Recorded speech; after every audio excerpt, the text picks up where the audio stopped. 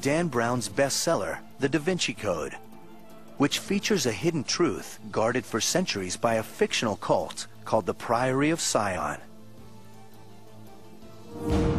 But in his next book, The Solomon Key, Brown brings in an organization that is real: the Freemasons, a group that conspiracy theorists say has amassed great power and is willing to destroy anyone who would challenge them. They assert that the Calvi death is one example of how far they'll go to protect their members and their schemes.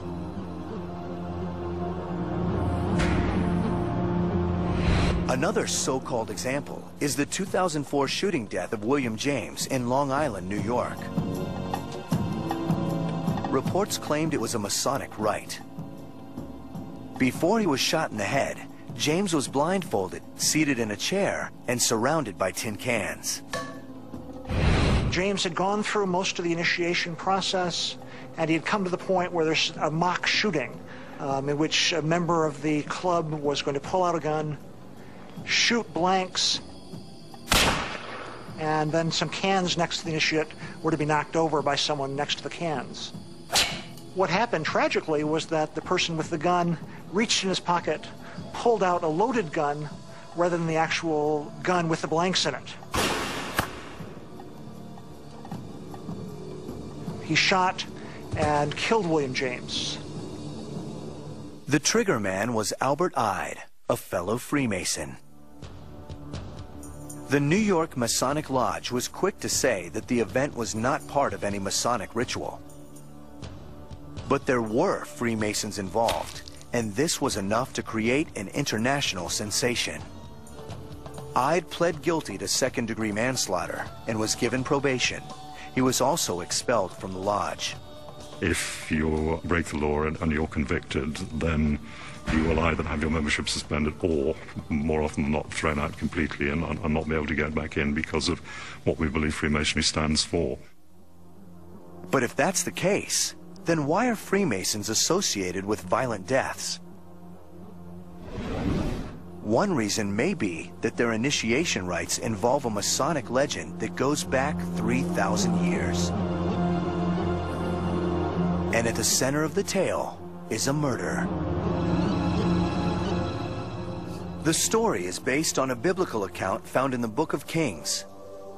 King Solomon built the temple to God in Jerusalem. His top architect was Hiram Abiff, seen here in the costume beard. Legend says he was an ancient Freemason.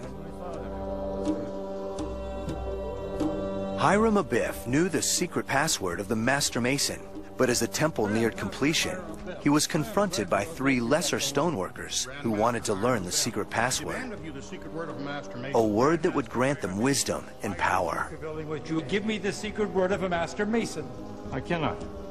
Each one threatened Hiram Abiff with death unless he gave up the secret, but Hiram refused.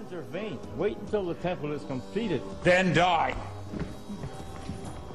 For that, he was killed with the tools of the Freemasons' trade. A death toll sounds, and Hiram's body is removed from the stage. When you act out the role of Hiram Abiff, it's the most dramatic way of learning what your deepest fears are. The 3 assassins plant an acacia tree over the grave.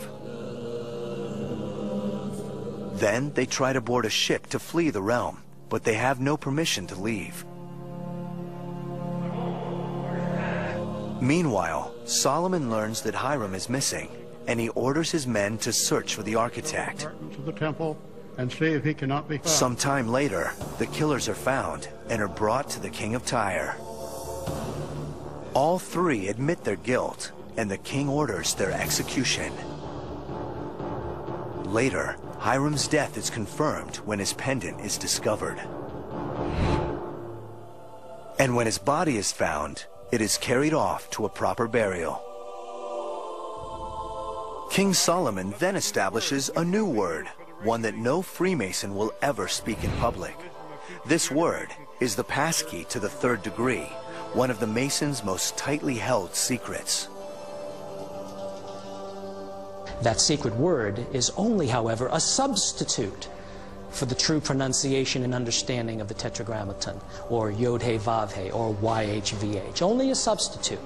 And that word is Mahabon, and which I believe is a corruption of the Hebrew Mahaboneh, which can be translated, "What? Is this the builder?" And Hiram, of course, was a builder. My name is Stephen Tsoukalos, and I'm not a Mason. The ritual of the third degree is not about protecting a word. It's about being entrusted with a secret. It's an attempt to make every candidate completely reassess his life. That's why it's dramatic. I mean, it's supposed to be life-changing. But some see this ritual murder as a method of indoctrination into a sinister cult. According to Masonic ritual, if you break your oaths, you will be murdered. That is the basic of the oath. And as you go up in degrees, the punishments become more bizarre, from having your throat slit to having your chest open perpendicular. In the higher degrees, the top of your head will be taken off, and your brain will be exposed to the heat of the noonday sun. Naturally, the Masons regard all this as absurd. What we have today, unfortunately, is a situation where people now, especially non-Masons, look at what Freemasons do in these dramas, in these plays, and believe them to be literally true. And of course, they are not. But if this is the case, then why all the mystery? And why do some believe the Masons maintain their secrets with the threat of murder?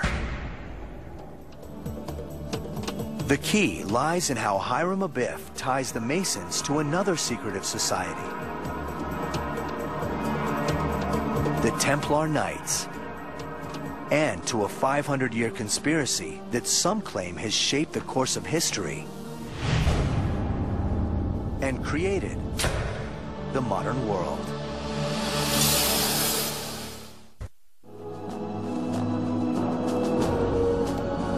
War,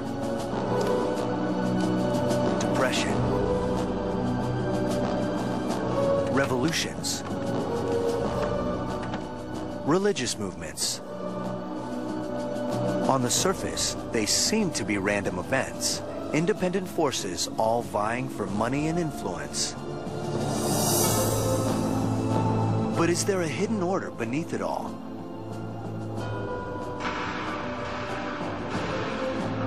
Are these events in fact orchestrated by a conspiracy of power brokers directing the business of the world through elite organizations